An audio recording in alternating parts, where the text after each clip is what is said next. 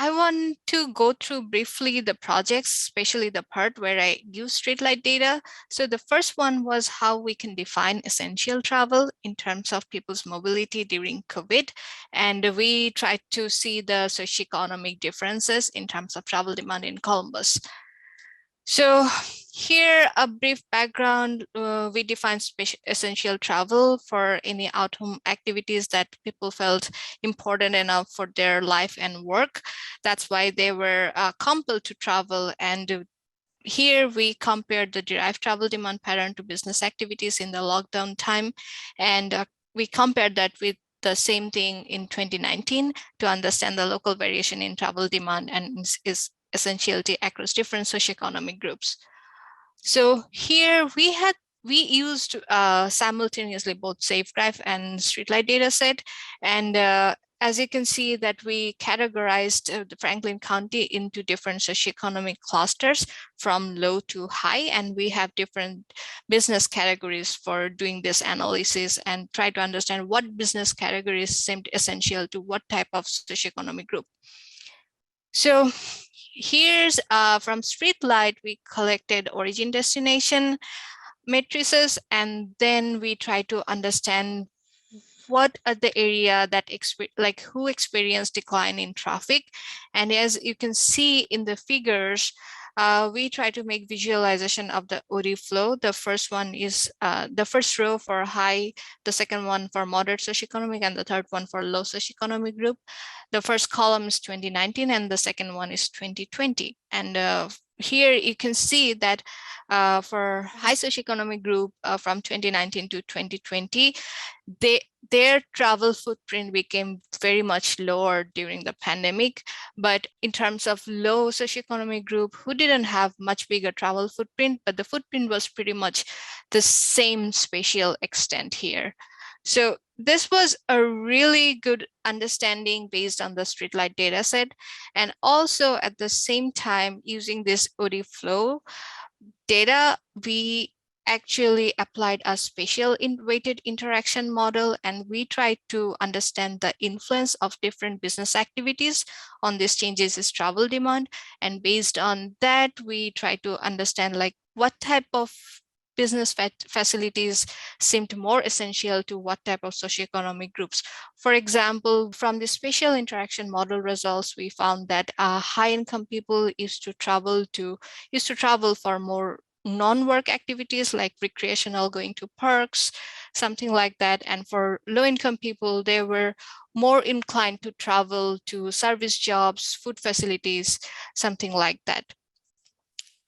So this was a very brief introduction of the first study.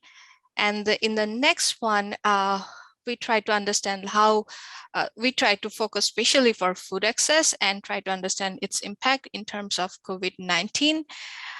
And this is the similar background that we try to understand, like how weekly visitor to each food or grocery stores changed during this time. And we try to quantify the decline and how much these store visitors are recovering, visualize the changes, and then investigated how socioeconomic and built environment is influencing this pattern.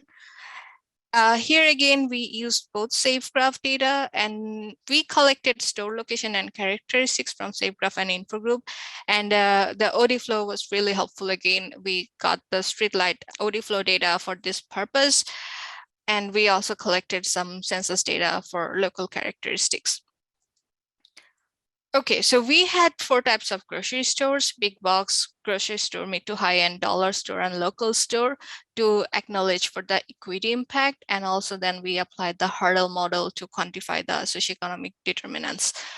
And here you can see that in terms of weekly visitors before the lockdown, it was pretty stable for different types of stores. And then every kind of store had a drastic drop, and then they started to recover, but not to the same extent as it was before the lockdown.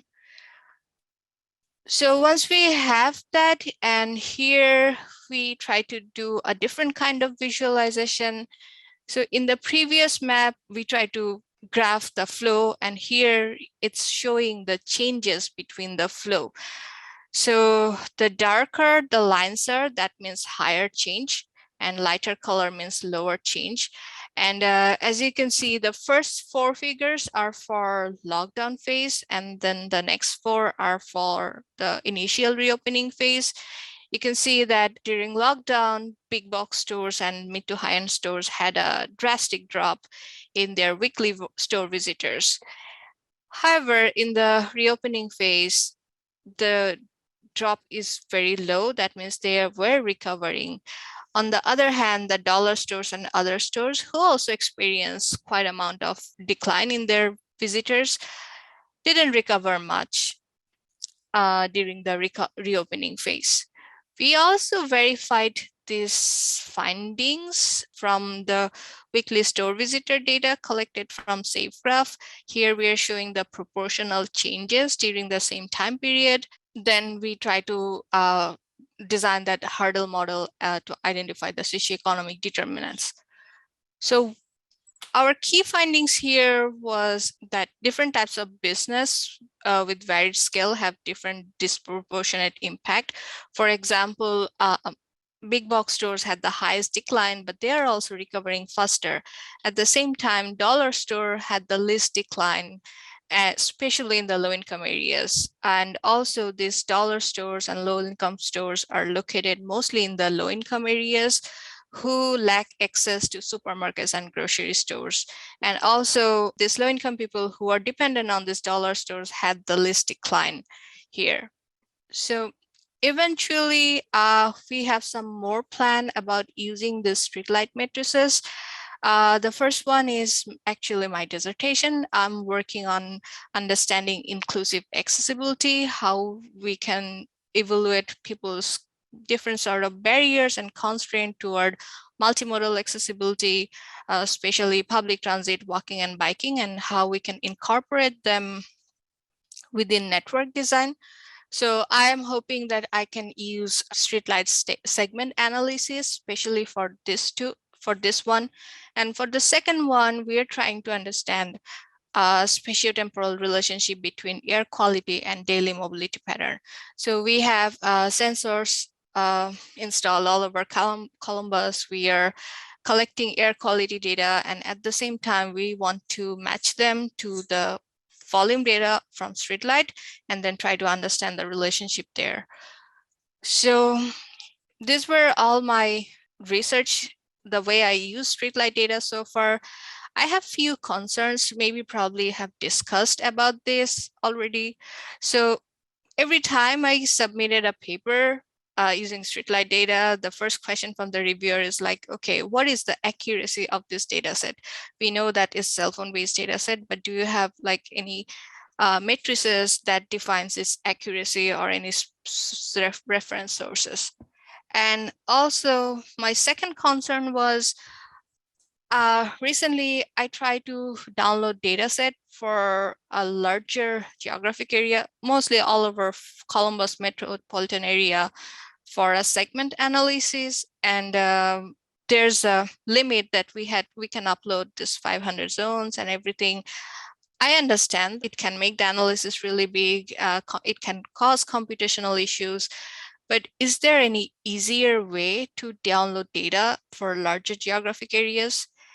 And lastly, like if you can share some manuals on your data collection method, that would be really great, especially for us who wants to publish, like we can refer those manuals, and that would be really helpful.